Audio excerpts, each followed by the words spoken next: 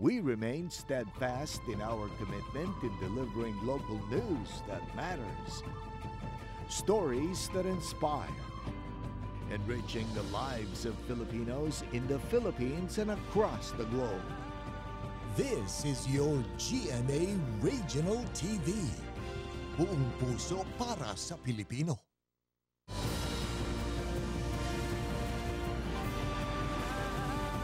Ito ang GMA Regional TV, One Mindanao.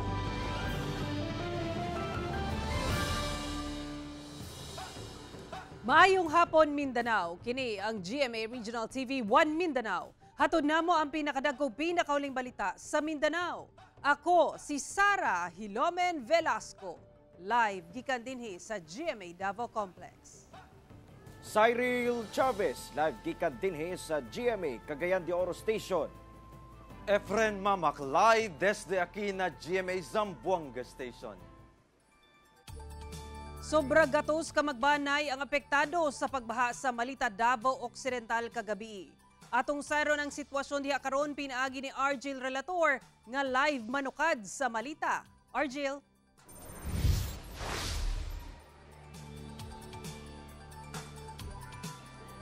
Sara, tungod sa pagbaha dinhi sa Malita kagabi, upat ka mga balay ang totally damaged. Human matud pa na anod sa baha, samtang nahugmak sab ang approach sa tulay sa Bulila Bridge tungod sa volume sa tubig sa sapa. Gilayong ipabakwit ang mga residente sa Barangay Poblasyon, Malita, Davao Occidental tungod sa pagbaha. Diyang mibunok ang ulan sugod alas 8 Miyerkules sa gabi. Anasa 145 ka magbanay o kapin 400 ka mga individual ang gipabakwit tungod sa pagbaha o temporaryong nagtiner sa Malita Gymnasium. Kuan jud ang among balay dito na nalunupan ang among mga banig nga anod. Amo tong nidagan na lang mig, amo na lang mig siguro bahala ko mi butang na dala. Kagabi kutob na sa hawak ang tubig mo lang ni bakwit na lang jud mi kay naglikay pud mi sa kanang lubi kay duol lang lubi sa among aba.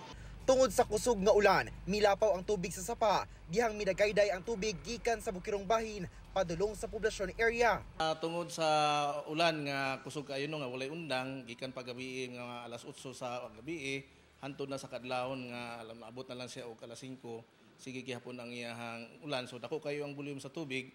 Upat matud pa ka mga balay nga nakatukod kilid sa sapa ang totally damaged, dihang naanod sa baha. Wala hinoy na angin nga tagbalay, sanglit una na silang nakabakwit. So far, we're continue assessing ang tanan sa itong mga affected barangays. So far, ang assessment nila with our MDRR and PDRMO, ang burag affected na mga barangays, ang Barangay Feliz, na which is dol-dol siya sa Sapa, o ang kaning Barangay Poblasyon, na kaning mga namuyo sa banda sa dike, kilid sa Sapa. So, we're continue assess ang atong assessment sa ilaha. Tungod sa bulog sa baha, nakankan ang yutang pundasyon. Hinungdan nga nahugmak ang approach sa Bulila Bridge nga nagkonekta sa Barangay Bulila ug sa laing tulupa ka makasikbit nga barangay. Ang residenteng si Alan wala nakauli kagabi sanglit na abdan sab og baha sa poblasyon. Apan dili na niya matabok ang iyang tricycle tungod dili na maagian ang tulay. Nakatanong ko na akong sakyanan to sir nga. Gibili na po na ako, uli na po nangaon sa balay, mabalik na po ko. Pero unsa man yung pagtabok ka ganina? Ni tabok lang ko sa sapa sir. Makaya rin mo magtabok sa sapa di ay? Kaya ra sir. Doon na may laing dalan apan moabot matud pa og sobra oras ang gilayon sa biyahe. Dusa mapugos matud pa ang mga residente nga mosakay sa gakit aron makatabok sa sapa. So we are preparing number one, food packs, kailangan nila mga pagkaon, shelter nila. So motong nag-move ang ato ang mga teams karon nga para kaning sa assessment nila kung sa pa mga kailangan. Pero karon naga-ready na mi para mahatagan sila og katong pagkaon nila. Sara, nagpadayon karon ang pagpahigayon og rapid damage assessments and needs analysis aron nga masuta ang kinatibuk ang danyos sa naturang pagbaha. Samtang sa karon padayon nakasinati og moderate to heavy rains ang tibuok Malita, particular din sa poblasyon area. Busa abiso sa mga residente nga gilayong maminaw sa mga instruction ug anunsyo gikan sa MDRMO o sa Operation Center. Sa karon sab Sara, ato makita sa akong likod ang mga LGU officials ug kini mga trabahante sa LGU aron nga mo'y moatiman sa mga evacuees nga nagpabilin dinhi sa Malita Gymnasium. Mao ka na ang latest gikan dinhi sa Malita, Davao Occidental. Balik kanimo Sara. Okay, daghang salamat ug amping mo diha, Argil Relator. Tungod sa halos walay hunong nga ulan ug peligro sa baha, gisuspende sa Malita, Davao Occidental LGU ang klase sugod karong adlaw hangtod ugma Disyembre 1. Sa pakiginabi sa GMA Super Radyo Davao kang Norberto Haso, head sa Emergency Operations Center sa MDRRMC Malita, nagimando ni Mayor Bradley Bautista ang pagsuspende sa klase sa tanang level sa pampubliko ug pribadong tulunghaan. Kinigumikan sa padayong daot nga panahon nga nasinati sa lungsod sukad kagahapong adlaw. Base sa rekomendasyon sa Malita Emergency Operations Center, gipailawom ang lungsod sa Orange Rainfall Alert. Din adunay na sinating pagbaha tungod sa palayong pagbunok sa ulan.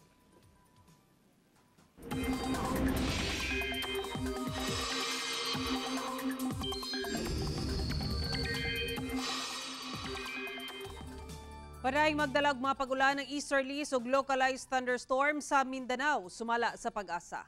Walay bagyo o low pressure area nga na-monitor ang Pag-asa sa sulod o gawa sa nasod. Apan, posible gihapon ng mga pagulan tungod sa managlahing weather systems. Sa Mindanao, easterlies ug localized thunderstorms ang magdala og mga pagulan, sumala sa Pag-asa. Base sa datos sa Metro Weather, posible ang pagulan sa Sulu Archipelago, Zamboanga Peninsula, Northern Mindanao, Davao Region ug Soc-Sargent. Dunay mga panahon nga masinati ang heavy to intense rains, busa mag-igmat sa mga posibleng pagbaha o landslide. Gisaulog karong adlaw sa nagkadayang LGU sa Mindanao ang ika-160 nga birth anniversary sa atong bayani nga si Gat Andres Bonifacio. Ani ang report.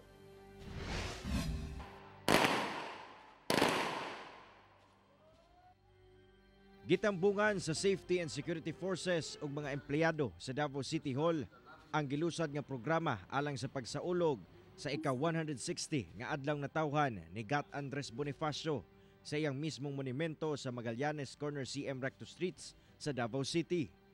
Gipangunahan ni Davao City Vice Mayor J. Melchor Kitain Jr. ang paghalad og bulak sa LGU ngadto sa monumento ni Bonifacio. Mihalad sab og bulak ang mga ahensya sa gobyerno ug uban pang sektor. Nagtapok sab ang mga opisyal sa Cagayan de Oro City sa Bonifacio Park sa Plaza Divisoria alang sa adlaw natawhan sa bayaning si Andres Bonifacio. Ana sa aktibidad si Vice Mayor Jocelyn Rodriguez, mga konsehal sa syudad, ingon man kasundaluhan ug kapulisan.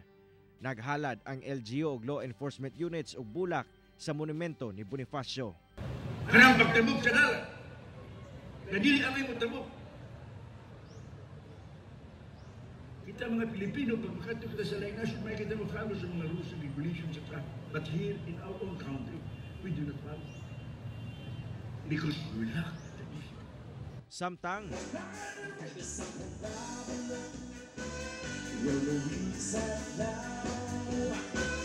nagpahigayon sab og peace concert sa Kiosko Kagawasan ang Cagayan de Oro City Police Office uban ang City Hall Band.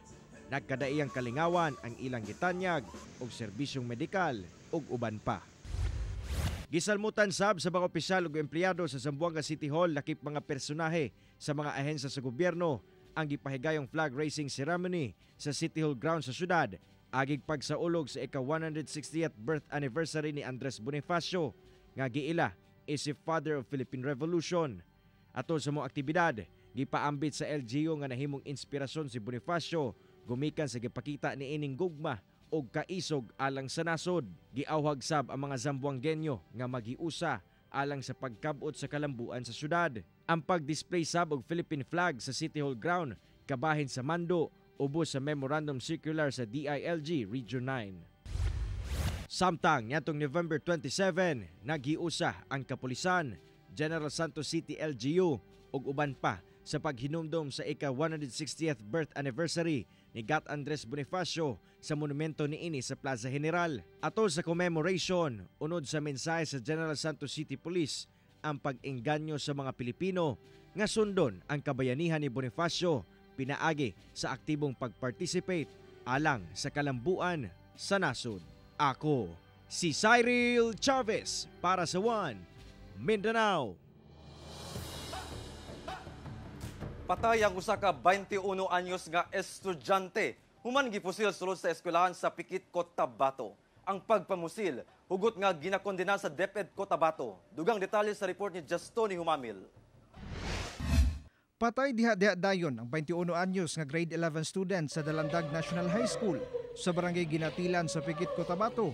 Human gipusil sa wala pa mailing sospetsado pasado alas 11 sa buntag niadtong November 29. Sa investigasyon sa otoridad, samtang nag-decorate sa stage ang biktima kauban ng classmates ni ini. Kalit lang kini nga giduulan sa suspect o gipusil sa pipila ka higayon ug ang panghitabo nasaksihan sa pipila ka mga learner.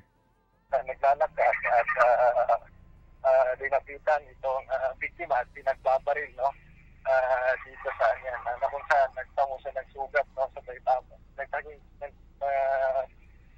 siya ng tama ng bala sa kanyang ulo at sa iba't ibang bahagi ng kanyang katawan.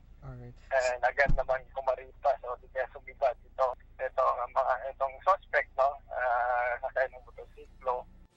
Gilayog nagpahigayon og hot pursuit operation ang otoridad. Dili pa matumbok sa otoridad ang motibo sa krimen. Sumala pa, usa ka aktibong miyembro sa CAA o Citizen Active Auxiliary ang biktima. Usa kini sa ginalantaw karon sa otoridad nga ang gulo sa krimen. Ang tinitingnan natin is posible itong relate natin dito sa kanyang pagiging member ng KAA ng NITIP and of course other than that we are still conducting profile and background investigation sa ating biktima para po magkaroon po tayo ng konkretong motibo behind this incident. Ana-ana sa punerarya ang patayng lawas sa biktima. Padayon ang pagpanubay sa otoridad sa krimen. Hinuon na doon na sila ginalantaw ng mga person of interest. Ngayon sir, meron na tayong naririnig. But we are still gathering facts and information and evidences to para ma-build up natin yung mga suspect natin. Samtang hugot nga gikondena sa Schools Division sa Cotabato ang maong hitabo. Sa statement sa DepEd Cotabato, ang pagpangatake sa mga learner og tulunghaan dili matud pa madawat nga panghitabo. Nanawagan sab sila sa otoridad nga mahatagan ng gustisya ang pagkamatay sa estudyante ug madakpan ang mga responsable sa krimen. Nagpaabot sab ang buhatan og pahasubo ngadto sa pamilya sa biktima. Ginasulayan pa og kuha sa GMA Regional TV 1 Mindanao ang pahayag sa pamilya sa biktima. Ako si Justoni Humamil para sa 1 Mindanao.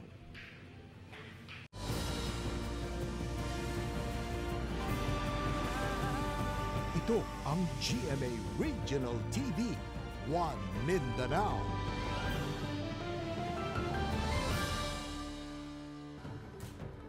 Kapin 320 million pesos nga mga smuggled nga sigarilyo nga nakumpiska kaniadto pinaagi sa managlaing maritime operations ug custom checkpoint sa Zamboanga Peninsula ug Barm areas ang gipangguba sa Zamboanga City.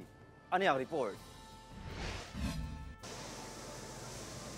Gipang basa sa og tubig una gipagian og payloader. Mao kini ang paagi sa pagguba niining 5,624 master cases sa mga smuggled sigarilyo nga nakumpiska sugod niadtong Mayo 1 hangtod November 13 niining tuiga.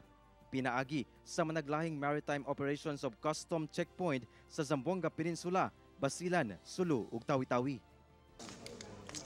Ang destruction of smuggled cigarettes gipangunahan sa Bureau of Customs Port of Zamboanga. Kauban ang deputized law enforcement agencies nga gipahigayon sa usa ka girentahang warehouse sa Barangay Tetuan sa Zamboanga City. Miabot sa kapin 323 million pesos ang kantidad sa maong mga gipanggubang sigarilyo.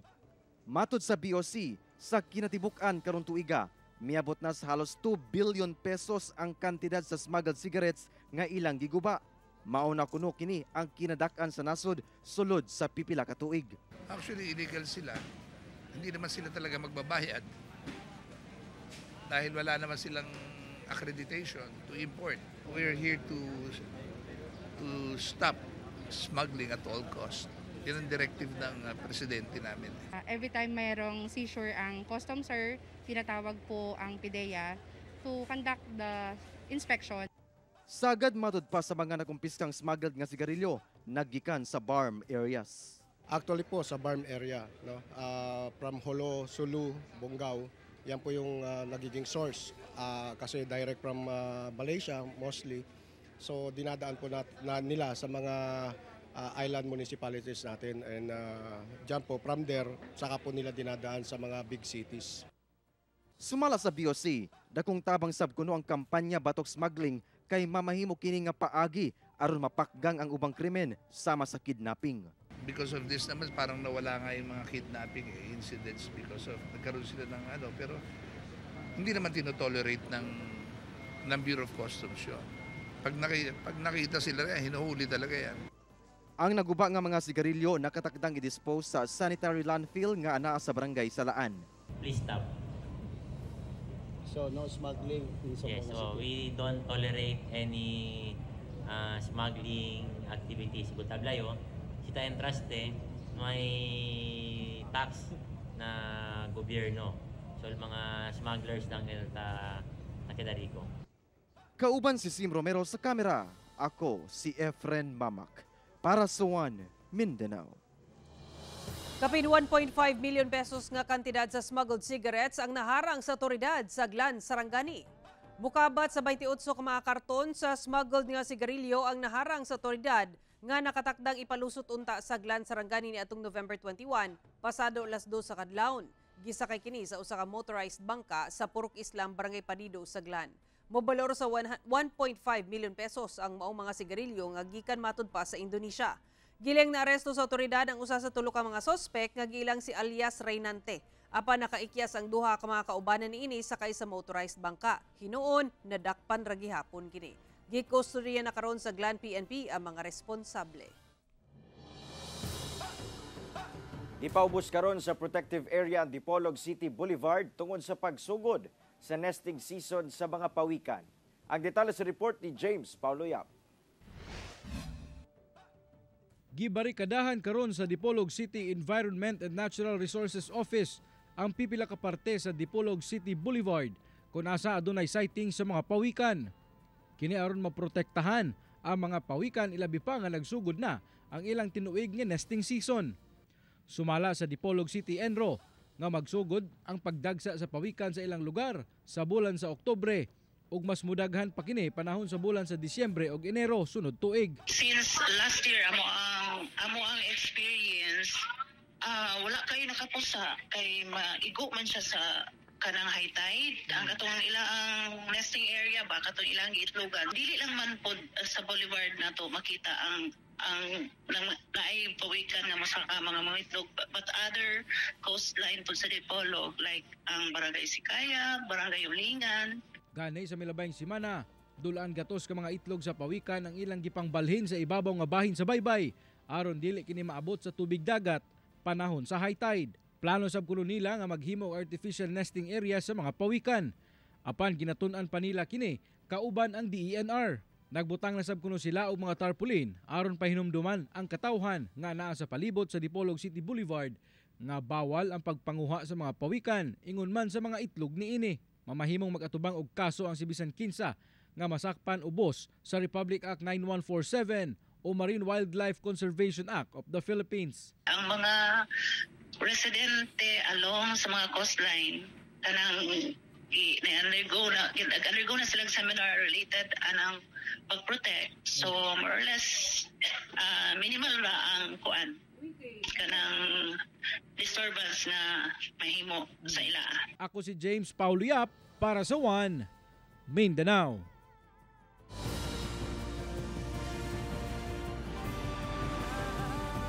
Ito ang GMA Regional TV, One Mindanao. Nag-viral sa social media ang video sa usa ka manindahay nga dunay gipahid sa ginabaligyang isda sa Agdao Public Market sa Davao City. Apan gilimod sa maong manindahay nga dugo sa baboy ang iyang gipahid. Sumala sa City Veterinarian's Office, doon nagihapon kini kalapasan. Ani ang report ni John D. Esteban. Bigay Bariles! Dilaw sa bodyan, dyan! Bisan nangugat na ang mga tendera dinhi sa Agdao Public Market sa Davao City, hinay daw gihapon ang palit sukad nag-viral ang video sa usa sa mga naninda sa palengke nga dunay gipahid sa baligyang isda nga bariles. Apan ang lalaki sa mismong video milimod nga dugo sa baboy ang iyang gipahid. Tingala gani ko no kay tingala ko na tunga ko sa Facebook nga inganana nga Pero dili man to dugo sa baboy. Ang expected nila kay Muslim mo nga video sa kuha. Dugo daw sa baboy. Ingko no way jud mi nagtrapo og dugo sa baboy kay madaot po na mong isda. Undangan na mo kay bawal man daw. Pero dili gito dugo nga sa baboy, sa amuara tong isda. Oh, pero angko na mo na ibawalan jud mi nga bisag magpahid mi bisag dugo lang sa ulo sa isda. Among gikuan kay pag mauga man gud siya ma'am, among itrapo tong kuan. Kay ngano man pag mauga di. Masinaw mo gud siya balik nya. Mahal baya ang barilis. Sa investigasyon sa City Veterinarian's Office, migula nga duna kini kalapasan. Kasi sa Food Safety Act of 2013, Republic Act 10611, makonsider ko siya nga adulteration.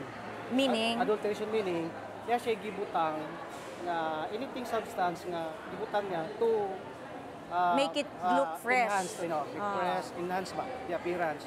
Okay. Which is the law defines nga violation Mali siya. to. Violation siya. Considered siya na naka-percipient siya. And the second time nga magbuhat pa siya, cancel ang iyang contract. Gipasalig sa mga market inspector dinhi sa Agdao Public Market nga luwas ang mga baligya dinhi ug katong nahitabo nga pagpahid og dugo sa isda usa lamang daw ka isolated case. Twice o thrice kada adlaw sila naga-inspect sa mga baligya dinhi sa palengke.